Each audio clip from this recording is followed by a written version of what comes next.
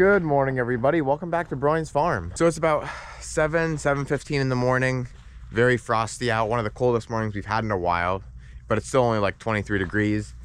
And we're gonna start taking the plastic off of number 1 right now because, well, today we're gonna be replacing the plastic on hopefully both of them, but I don't feel like we're gonna have that much time because wind plays the biggest factor. So as you've seen earlier, Sammy and I got number 2 completely cleaned out, vacuumed. We gotta sanitize it yet.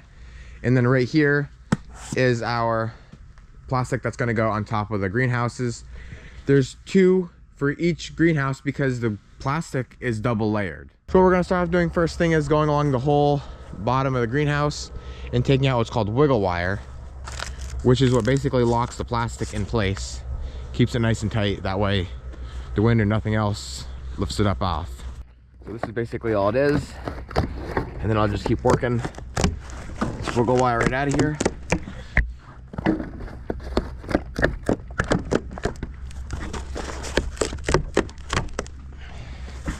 And that's one piece right there. And then we'll just lay them right along the whole outside. That way when we put the new layer on, we can just grab them again.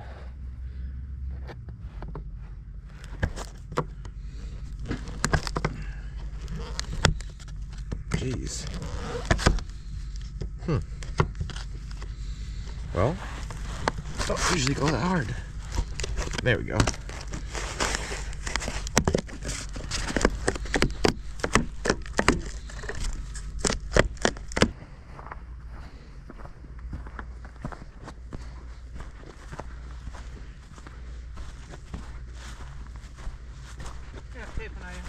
Yeah.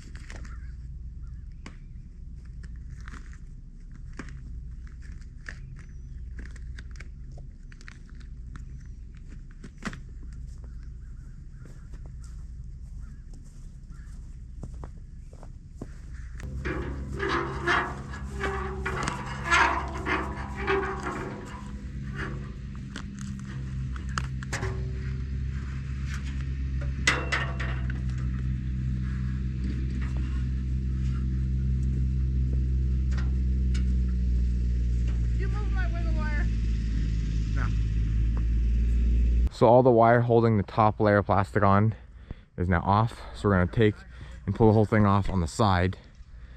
And then I think we're ready for the new plastic. Ready?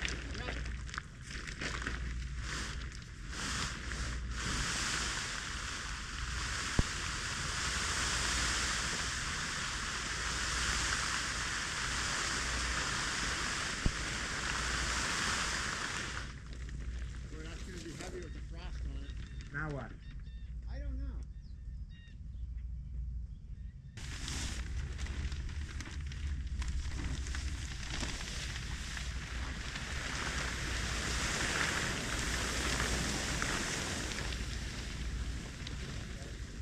We got the plastic off.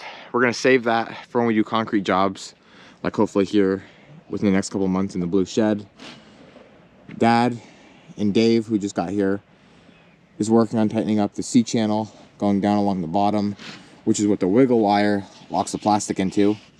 Mom went through then and cleaned it with the broom, and then I blew it out with the blower just so that there's not a lot of debris in there, because if there is, then the wiggle wire won't sit in there correctly. But now we're just about done. We're ready to put the plastic on the plastic holder. We'll lift it up with the skid loader, and then we'll pull it all the way across, and then we'll fold it out and wiggle wire it back in. Get the plastic now on the plastic holder, and then we run a rope from one end of the greenhouse all the way to the other. That way when we lift it up, a guy can be down there and pull it all the way across. And we try and keep it right in the middle. That way, when we flop it down, everything's nice and even, and we can just lock it in.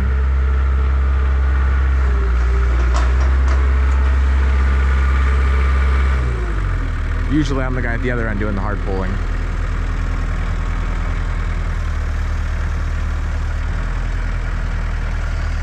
This holder for the plastic isn't ours, but it's actually very, very handy. I don't honestly know how you do it without it, to be quite honest.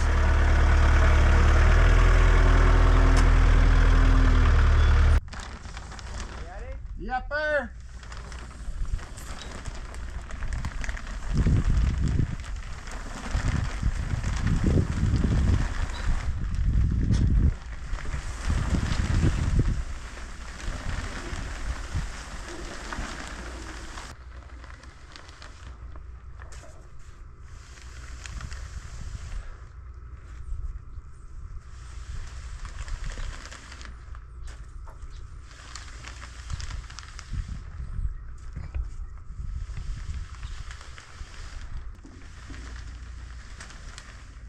Wait a minute.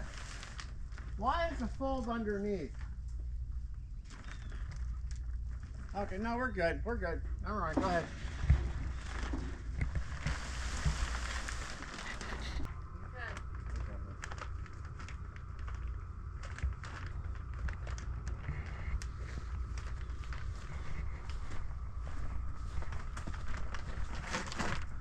Oh.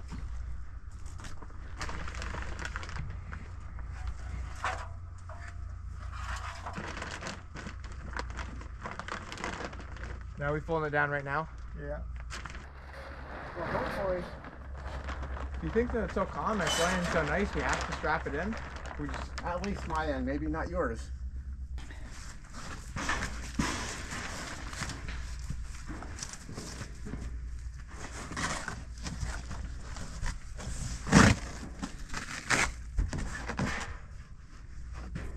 We gotta move it out, I guess.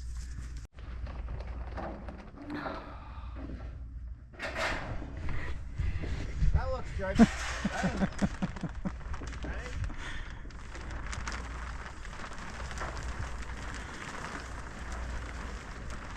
Whoop. All right.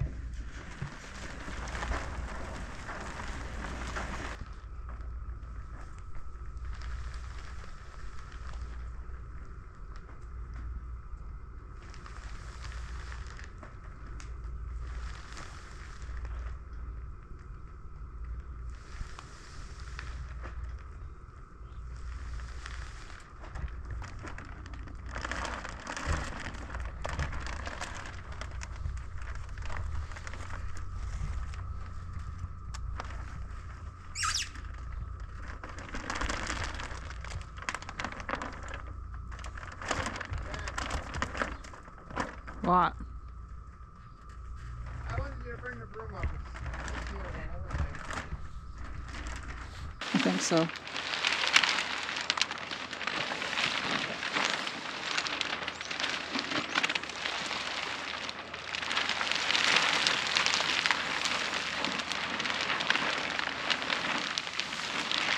And there she goes. Just finished up. We got both greenhouses done, which was a huge job for today. We don't do this every single year. Really, technically, you're supposed to replace the plastic every 4 years.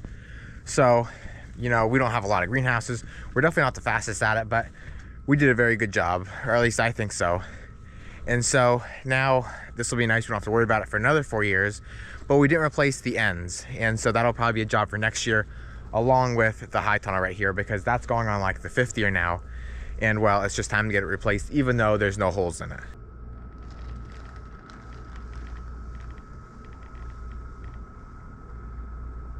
So now you may be thinking, what are we gonna do with all this plastic? Well, we're actually gonna save a lot of it for ourselves because it's great to put on the ground before we pour concrete. It doesn't allow that moisture to come up through it.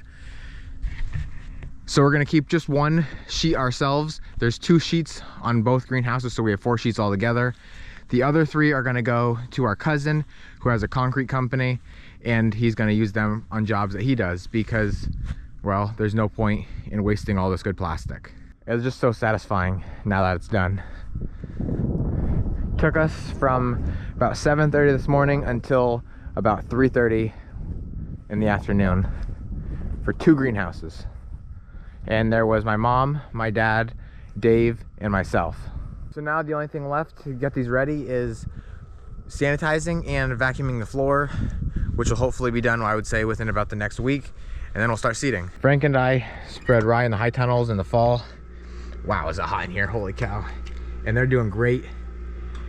You can see where the drier areas are, where it's not growing quite as good, but for the most part, it's doing awesome. Here, it's actually laying too wet. It's like growing algae on the floor. We should actually open it up a little bit now, just to let it air out, because it's really hot and humid. So it's the next day, just got down here to the greenhouse again.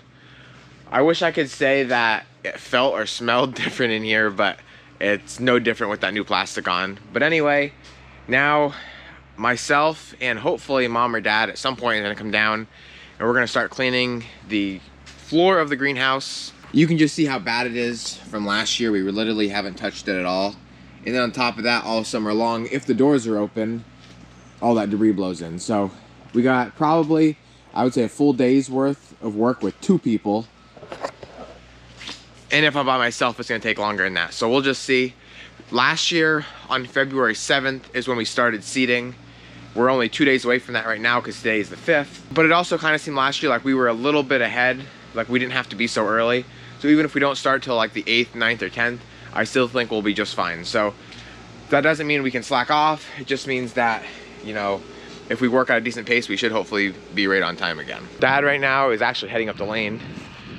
And he is, well, I'm not really sure what he's doing, but he's getting something because then he's gonna go get the pressure washer out and just clean some of the greenhouse supplies. We actually left our wheelbarrow full of dirt and like old plants all summer long into the winter. So he just emptied that and he wants to get that all pressure washed out and sanitized. That way it's ready to go now for this upcoming season.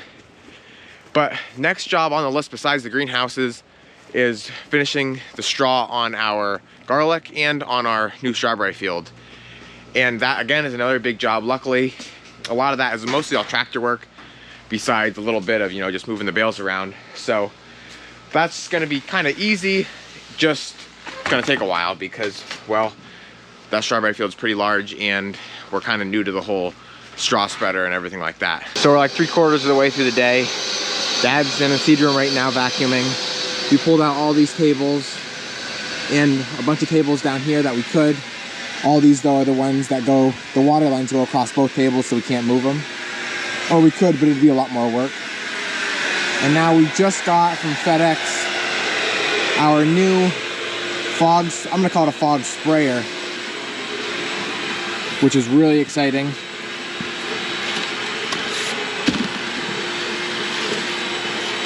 And there she is.